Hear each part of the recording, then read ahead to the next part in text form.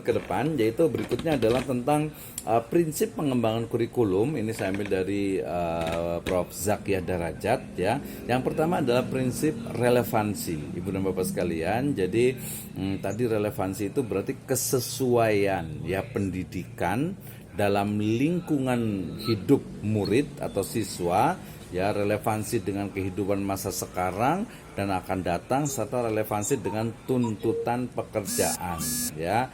Nah, ini menurut saya juga penting ya. Jadi ada minimal itu 3 relevansi dengan lingkungan ya, dengan masa sekarang dan yang akan datang, kemudian juga dengan tuntutan pekerjaan ya. Biasa pekerjaan ini biasanya nanti terkait dengan terutama nanti di istilahnya di untuk tingkatan SMA atau aliyah atau SMK gitu ya. Jadi ketika dia belajar tentang mau jadi apa nih gitu ya, mau jadi guru, mau jadi dosen atau menjadi tenaga pendidikan.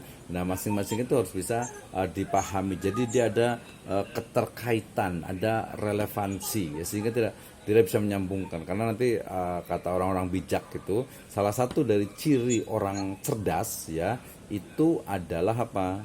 Adalah mampu ya mengkorelasikan, mengaitkan, menghubungkan antara satu permasalahan, satu topik dengan topik yang lainnya, sehingga dia akan paham, oh ternyata ketika saya belajar seperti itu, ketika saya belajar tentang Sirah Nabawiyah misalnya, saya akan menemukan motivasi-motivasi hidup luar biasa gitu ya. Ketika belajar misalnya tentang Quran hadis, kita menemukan bagaimana Al-Quran itu memberikan motivasi ya bagi orang yang mungkin sedang kesusahan, sedang mengalami malapetaka, sedang mungkin resah, gelisah, galau gitu ya. Nah, itu ternyata ada ternyata. Jadi dia bukan hanya belajar Quran hadis itu yang biasa gitu, tapi memang nilainya itu sangat tinggi ya. Demikian juga ketika belajar fikih, saya masuk sekolah gitu ya, saya belajar fikih supaya saya bisa sholat gitu ya, saya bisa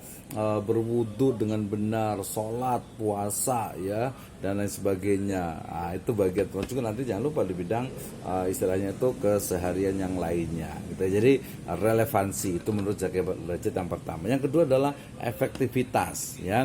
Ini terkait dengan efektivitas mengajar guru ya, termasuk juga efektivitas dalam belajar siswa ya. Jadi ini biasa terkait dengan time management ya, terkait dengan waktu ya. Misalnya ya, kalau saya ceramah terus begini nanti waktunya habis, nggak dapat apa-apa juga, nanti kurang ada pengalaman belajarnya, nanti akan saya batasi ya.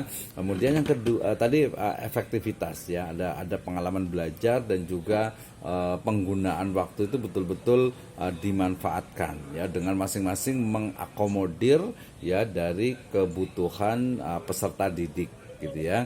Yang ini mungkin dia kemampuannya kurang gitu, tapi kalau kita fokus di situ saja ya nggak bisa juga gitu ya. Kemudian juga mungkin yang ini udah pinter nih, udah langsung lanjut aja ini kan materinya, nggak bisa juga karena yang lain mungkin kemampuannya itu kurang dari sisi efektivitasnya. Jadi ada efektif dan juga efisien ya. Oke, yang ketiga adalah terkait dengan efisiensi ya. Nah, baik dalam segi waktu, tenaga, dan biaya. Misalnya kemarin kita sudah bicara ya tentang kita challenge kita itu ada 3. Yang pertama adalah menulis, writing. Yang kedua adalah speaking ya. Yang ketiga adalah visiting ya. Kalau visiting ini dong Pak, anak-anak seneng sih bisa study trip, jalan-jalan ya kemana-mana. Tapi kan dia nggak efisien dari sisi waktunya, otomatis perlu waktu panjang, tenaganya juga, kemudian yang paling penting juga biasa biayanya. Berarti ya udah oke, berarti untuk pembelajaran yang visiting itu bisa dilaksanakan hanya 1 semester, itu mungkin hanya 1 kali misalnya gitu ya, atau mungkin ya di akhir tahun setelah pembelajaran itu bisa juga gitu ya. Atau mungkin sekarang yang kemarin itu ada buat virtual misalnya, virtual field trip misalnya. Nah, itu juga jadi pilihan tuh dalam pengembangan dari kurikulum. Jadi ada waktu, tenaga dan biaya gitu ya. Bukan berarti yang high cost itu, yang biayanya tinggi itu dia lebih bagus ya, belum tentu juga. Yang gratisan itu yang lebih bagus, enggak juga gitu. Jadi dilihat sesuai dengan bidangnya. Misalnya belajar tentang fikih, misalnya fikih ibadah, ya bisa yang paling efisien, yang paling gampang itu berarti ya guru mempraktekkan, kemudian nanti siswa mengikuti gitu ya. Tapi kalau itu bisa pakai video, bisa pakai animasi gitu ya, atau sejarah, bisa kita ngelihat pakai kayak semacam virtual tour gitu ya. Kalau mau ya udah sekalian ke sana umroh gitu, itu akan lebih berkesan. Tapi kan biayanya cukup, belum lagi tenaganya. Belajar Al-Quran hadis, lebih mudah nih gitu, tapi akan lebih mengena ketika misalnya membaca tentang li'ila fi Quraisy, ila fihim rihlatas syita'i wassaif dan seterusnya. Ini dia bisa ada digambarkan tentang bagaimana pola-pola dari Quraisy ya. Oke, mohon yang bisa di mute ya, dibisukan, dimatikan ininya. Nanti yang bisa mematikan biasanya yang adminnya aja nih ya. Oke, jadi efisiensi ini terkait dengan kurikulum. Tadi kan masih ingat lagi, saya selalu ulang-ulang biar lebih paham. Kurikulum itu mulai dari tujuan, kemudian isi, kemudian pengalaman belajar, dan juga evaluasi. Nah, itu ya. Jadi efisiensinya itu ya di situ ya, dalam model pembelajaran, misalnya metodologi cara mengajar gitu ya, dan seterusnya, termasuk juga evaluasi ya. Evaluasi ini kalau sudah ada software misalnya yang bisa mengevaluasi dengan cepat, kayaknya guru-guru senang juga nih ya. Atau modelnya berarti pakai multiple choices misalnya, tapi kurang bagus nih, harus cari yang essay dan lain sebagainya, tergantung gitu ya. Nah, itu nanti perlu adanya pengembangan. Nanti ada namanya mata kuliah teknologi teknologi pendidikan ya, teknologi pembelajaran juga ada juga gitu ya. Jadi teknologi untuk digunakan dalam untuk efisiensi dan efektivitas pembelajaran gitu ya. Oke, yang keempat, yang terakhir itu adalah prinsip fleksibilitas ya. Artinya bahwa ada ruang gerak yang memberikan kebebasan dalam bertindak, khususnya bagi guru untuk bisa mengeksplor ya kurikulum tersebut ya. Jadi orientasinya itu pada fleksibilitas dengan program pendidikan maupun dalam mengembangkan program pengajaran. Nah, ini menurut saya juga penting ya, ini terutama untuk para perumus kurikulum. Jadi tidak rigid, tetapi diberikan juga kebebasan bagi pengajar atau bagi guru untuk bisa mengeksplorasi ya. Jadi diberikan pilihan-pilihan, misalnya dari sisi konten atau mungkin dari sisi evaluasi ya. UTS UAS itu mungkin bisa saja pakai multiple choices, pakai essay, atau mungkin pakai mini project dan sebagainya ya. Sehingga kemudian ya udah, kalau kita nanti tetap ada UTS, ada UAS, tapi kemudian konten isi dari UTS dan UAS itu bisa, misalnya kalau yang writing berarti ada draft gitu ya.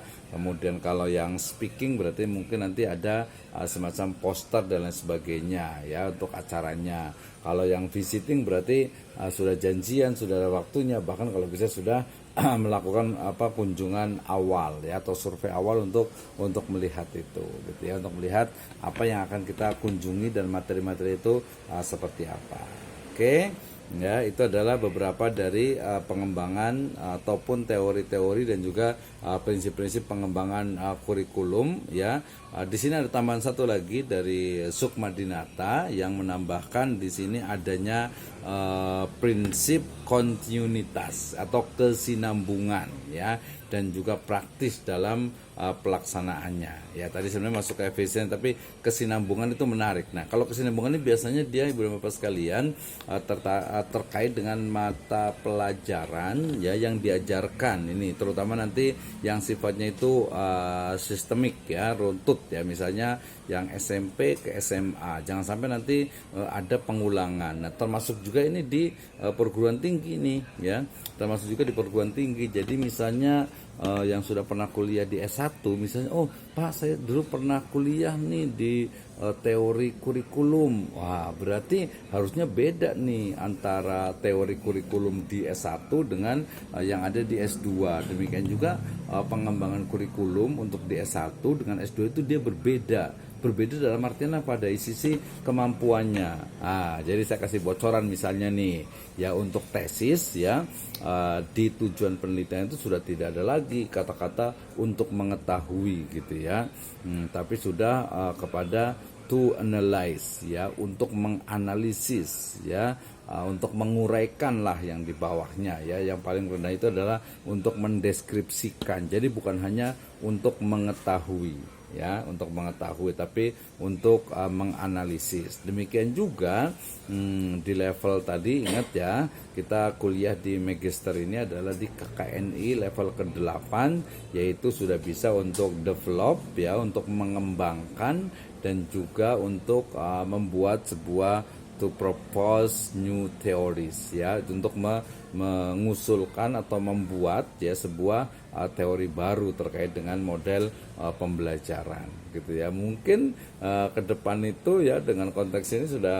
teknologi dari AI ya, artificial intelligence ya, siswa itu sudah mau tidak mau harus belajar bersentuhan dengan AI itu ya, artificial intelligence. Nah, dari sini kita bisa pahami nih Ibu dan Bapak sekalian ya, terkait dengan teori dan juga pengembangan kurikulum PAI ini. Haruslah dia memperhatikan dalam prinsip-prinsip untuk mengembangkan kurikulum itu, melihat dari sisi efisiensi, efektivitas, kemudian juga aplikatif implementatif, kemudian juga ada kesinambungan, kemudian juga ada integrasi ya, dan juga bagaimana terkait dengan pengaturan untuk kurikulumnya itu sendiri ya, baik dari sisi tujuan, kemudian juga dari sisi isi, kemudian dari sisi pengalaman belajar, dan juga dari sistem evaluasinya. Nah, itu untuk pengembangan dari